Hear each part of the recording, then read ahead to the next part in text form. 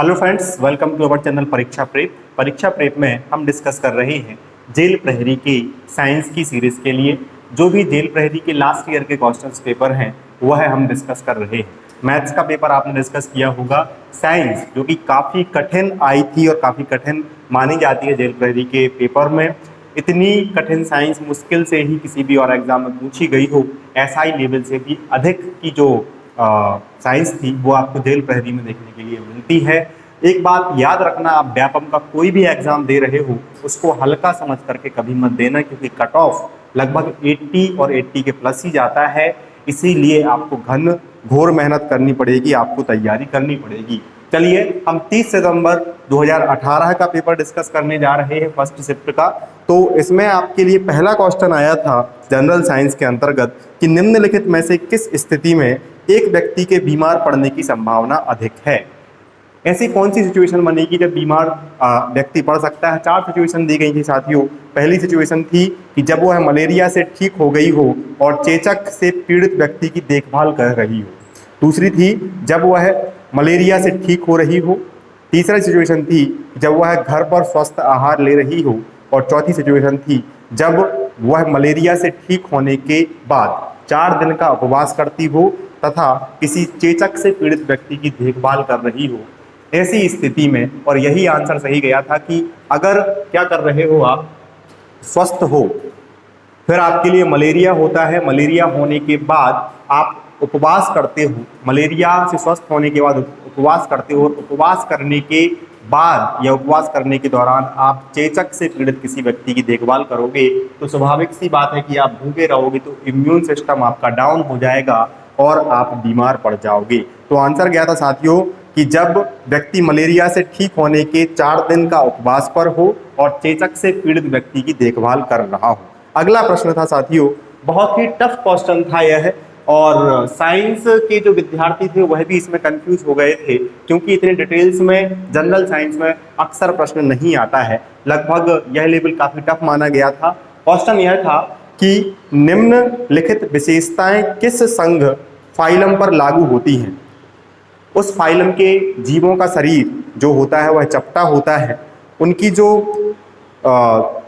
शरीर होता है वह द्विपक्षीय होता है या फिर ट्राइप्लास्टिक होता है, ट्राइकोप्लास्टिक होता है। तो यह जो थोड़ी सी सिचुएशन थी, यहाँ पर सबसे अधिक क्वेश्चन गलत हुए थे। 3 सिचुएशन दी गई थी और तीसरी सिचुएशन थी उनमें से सबसे ज़्यादा परजीवी होते हैं। एक बार मैं फिर से रिपीट करता हूँ कि ट्रिप्लोब्लास्टिक होने की सम्मिति होती है या बाइलेटरल होती है। पहली सिचुएशन दी गई थी कि वह चपटे होते हैं, और तीसरी दी गई थी कि उनमें से मोस्टली जो होते हैं वह पैरासाइट होते हैं, परजीवी होते हैं। तो ऐसी जो होती है, क्योंकि मैं साइंस का विद्यार्थी रहा हूँ, जूलॉजी का, तो यह क्वेश्चन, यह जो तीनों की तीनों सिचुएशन दी गई हैं, यह देखते ही आपके लिए प्लेटो हेलमिंथीज जो फाइलम होता है उसमें लगानी थी। चलिए कोई दिक्कत नहीं है, अभी ऐसे क्वेश्चंस की प्रैक्टिस हम जब बायो का कोर्स मैंने स्टार्ट किया हुआ है तो उसमें काफ़ी डिटेल्स लेवल में पढ़ाना शुरू किया है। छोटे छोटे लेक्चर रहेंगे, आप बोर भी नहीं रहेंगे और आपको जानकारी भी काफ़ी मिलेगी। इसीलिए ऐसे क्वेश्चन को मैं आपसे कवर कराऊंगा अपने कोर्स में। आगे बढ़ते हैं। इसका आंसर क्या था, प्लेटी हेलमिंथीज फाइलम की यह विशेषताएं थी। तो जो हमारा जीव जगत का वर्गीकरण है वह हमें देखना पड़ेगा, उसके बेसिक जो कंसेप्ट हैं वह याद करने पड़ेंगे। अगला क्वेश्चन देखते हैं कि किसी वस्तु पर यदि ऊष्मा प्रसारित की जाती है, किसी भी वस्तु पर यदि ऊष्मा प्रसारित की जा रही है तो क्या होगा। केवल पूरी ऊष्मा परावर्तित होती है, केवल पूरी ऊष्मा अवशोषित होती है, केवल पूरी ऊष्मा प्रसारित होती है। चौथा था ऊष्मा अवशोषित, परावर्तित और प्रसारित हो सकती है। तो साथियों, अगर किसी भी ऑब्जेक्ट पर आप ऊष्मा डालते हो तो वह परावर्तित हो सकती है, वह उसका प्रसार हो सकता है और वह अवशोषित हो सकती है। जैसे कि अगर इस बोर्ड पर लाइट जा रही है तो कुछ लाइट यहाँ पर अवशोषित भी हो रही होगी, कुछ फैल रही है, प्रसारित भी हो रही है, और कुछ लाइट क्या हो रही है, रिफ्लेक्ट भी हो रही है, परावर्तित भी हो रही है। तो याद रखना है कि ऊष्मा अगर आप किसी भी सब्जेक्ट पर डालते हो, किसी भी ऑब्जेक्ट पर डालते हो, तो वह तीनों चीजें शो कर सकती है। अपवर्तित भी हो सकती है, परावर्तित भी हो सकती है, और वह क्या हो सकती है, प्रसारित भी हो सकती है। अगला क्वेश्चन है ध्वनि प्रदूषण का कारण। 4 सिचुएशन दी गई थी कि जो नॉइज पॉल्यूशन होता है वह किस कारण से होता है। तो इसमें से जो पहला ऑप्शन था वह था कैंसर के कारण, अति तनाव, बहुत तेज बुखार और मधुमेह। तो नॉइस पॉल्यूशन के कारण, ध्वनि प्रदूषण के कारण कौन सी बीमारी हो सकती है? तो ध्वनि प्रदूषण के कारण सबसे अधिक तनाव में व्यक्ति पहुंचता है, हाइपरटेंशन की स्थिति उसके लिए हो सकती है। इसीलिए याद रखना है कि जब भी डीजे वगैरह ज़्यादा तेज या ज़्यादा देरी तक बजता है तो ऑटोमेटिक थोड़ा सा अपने लिए क्या होता है, बीपी हाई हो जाता है, हाइपरटेंशन की सिचुएशन में आ जाते हैं और चिड़चिड़ापन होने लगता है। तो इसका सही आंसर था साथियों, अति तनाव की स्थिति बन सकती है ध्वनि प्रदूषण का कारण में। अगला क्वेश्चन है, निष्प्रभावीकरण अभिक्रिया में या न्यूट्रलाइजेशन का जो क्रिया होती है, केमिस्ट्री से यह क्वेश्चन है, इसमें उत्पाद कौन कौन सा होता है? साथियों मैं यहाँ पर आपके लिए बता रहा हूँ कि अगर आप किसी अम्ल के लिए किसी क्षार के साथ रिएक्शन करा रहे हो तो वह उस सिचुएशन में क्या होता है, निष्प्रभावीकरण न्यूट्रलाइजेशन की प्रोसेस उत्पन्न या प्रक्रिया चालू हो जाती है। अगर मैं बात करूं कि मैं अगर सोडियम हाइड्रोक्साइड के लिए NaOH के लिए HCl के साथ क्या कर सकता हूं, रिएक्ट करता हूं, तो यहाँ पर जो प्रोडक्ट बन करके आएगा वह NaCl बन करके आएगा, साथ में हमारे लिए जल प्राप्त होगा, H2O प्राप्त होगा। NaCl क्या है, लवण है, साल्ट है। NaCl ने लवण बना लिया और यह OH और H मिलकर के इसने जल बना लिया, H2O बना लिया।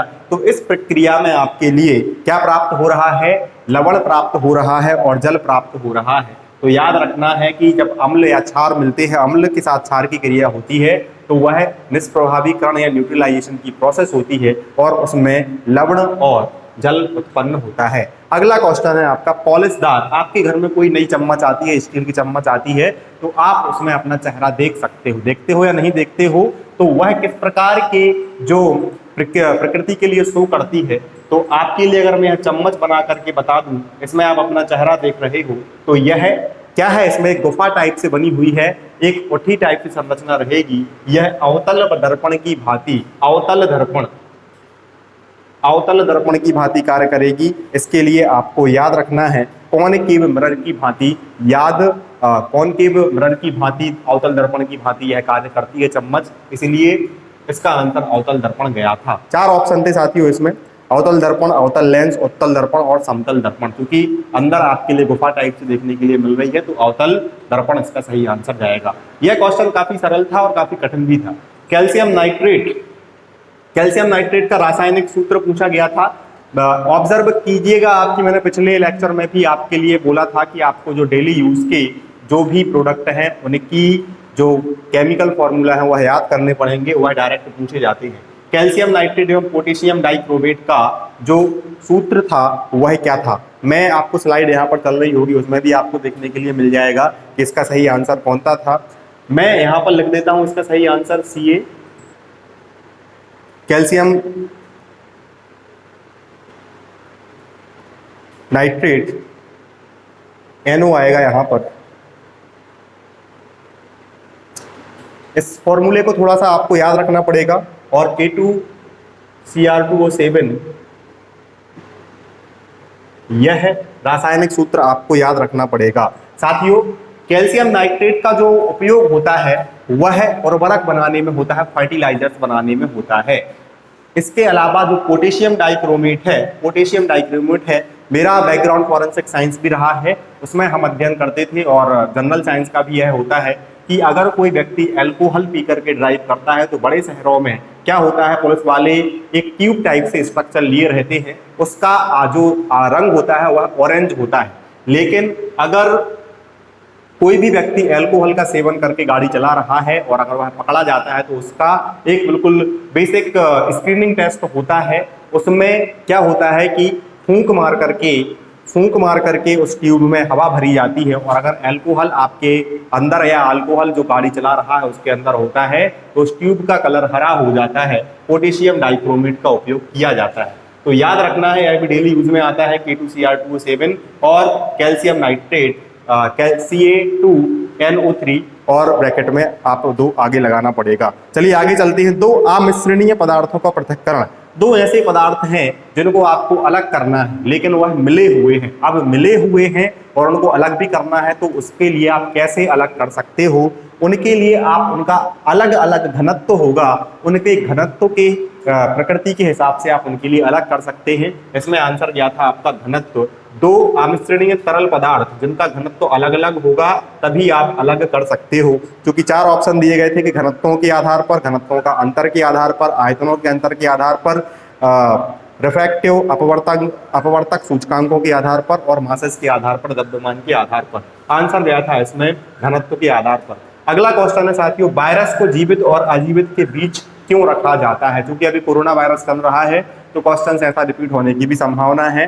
देखिए, वायरस की प्रकृति होती है कि अगर यह वातावरण में है तो यह बिल्कुल मृत अवस्था में रहेगा, लेकिन यदि इसके लिए कोई भी लिविंग ऑर्गेनिज्म क्या देता है, संरक्षण देता है या उसमें प्रवेश करता है तो यह अपना रूप दिखा सकता है। इसीलिए इसके लिए जीवित और अजीवित दोनों की जो प्रकृति है उसमें रखा जाता है, दोनों कैटेगरीज में रखा जाता है। इसका सही आंसर साथियों गया था कि living only inside the body of the host, केवल पोषक होस्ट के शरीर के अंदर ही रहते हैं और अपनी प्रकृति शो करते हैं।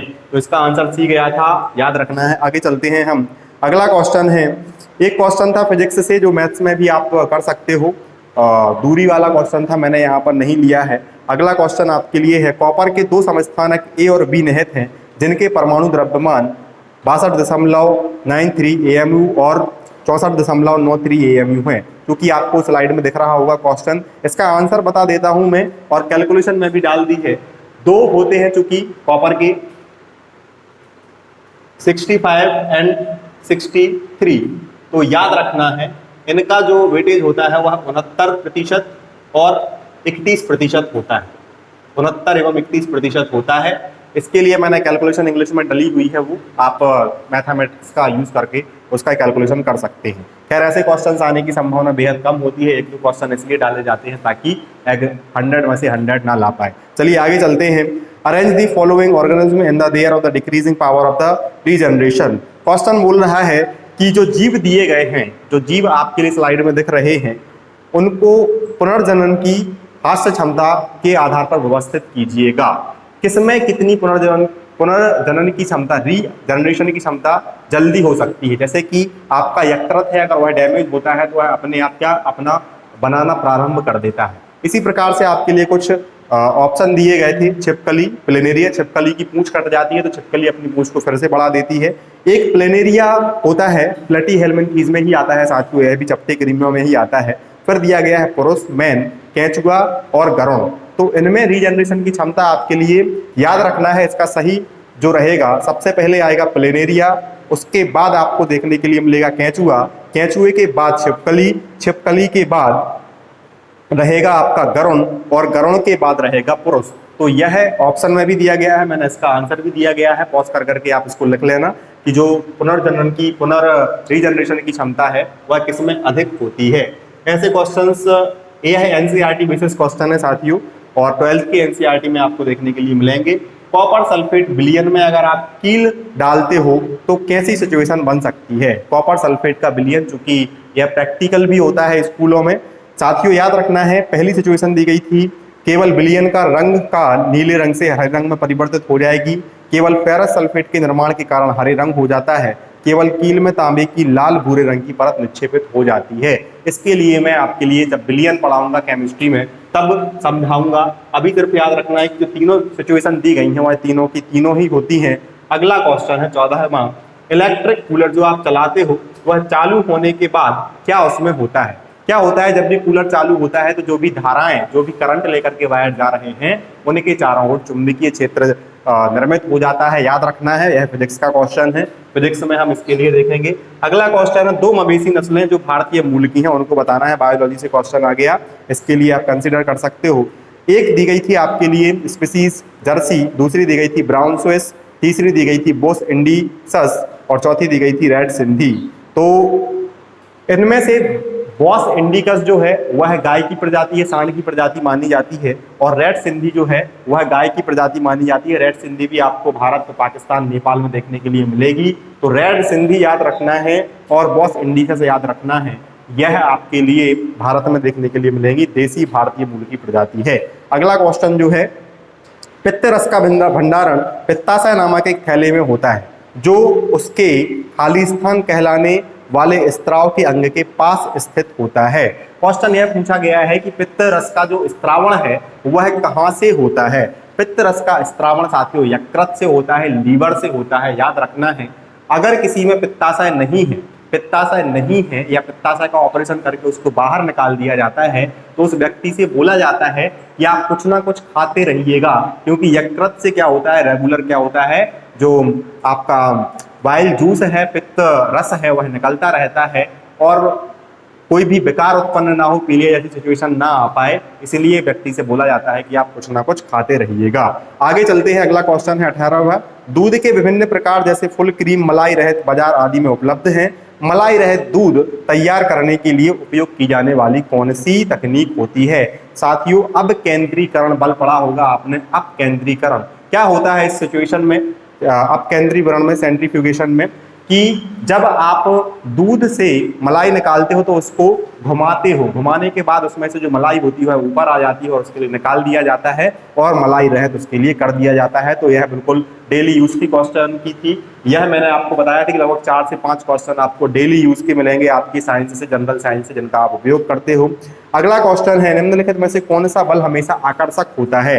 तो स्थिर वैद्युत बल, गुरुत्वाकर्षण बल, पेशीय बल या चुंबकीय बल।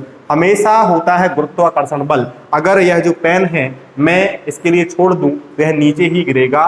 क्या कर रहा है, यह पृथ्वी अपनी ओर किसी भी पिंड के लिए, किसी भी वस्तु के लिए अपनी ओर आकर्षित करती है। चलिए एक क्वेश्चन और था साथियों, स्थायी ऊतकों का वर्गीकरण दिया गया था, एक टेबल फॉर्म से उन्होंने दी गई थी कि स्थायी ऊतक कौन कौन से हैं, इनमें से मैं उसके लिए डाल दूंगा। यह क्वेश्चन जो लास्ट वाला है काफी डीप था। यह 4 क्वेश्चन जो 5 क्वेश्चन आए हैं यह बेहद डीप साइंस से आए हुए हैं। तो जेल प्रहरी में आपके लिए साइंस काफी अच्छे से तैयार करनी पड़ेगी।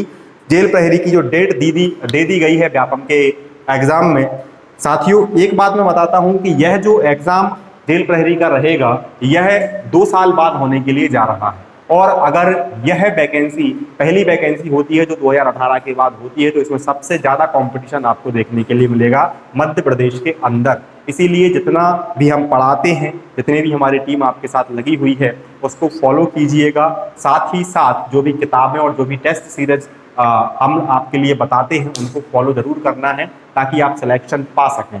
ऐसा होता है कि यूट्यूब पर कई लोग पढ़ा रहे हैं, कई लोग पढ़ाते हैं, सभी में ज्ञान होता है, लेकिन ऐसी बात निकल करके आती है कि सभी लोग सिलेबस को पूरी तरीके से कंप्लीट नहीं करा पाते हैं। सिलेबस कंप्लीट करना है तो आप हमारे साथ जुड़े रहिएगा, हमारे चैनल को अपने दोस्तों के साथ शेयर कीजिएगा, सब्सक्राइब कीजिएगा, वीडियो में लाइक कीजिएगा और अगर कोई भी समस्या जाती है तो आप कमेंट करके भी बता सकते हो। मेरा बायोलॉजी का कोर्स चल रहा है, एक लेक्चर मैंने अपलोड किया हुआ है।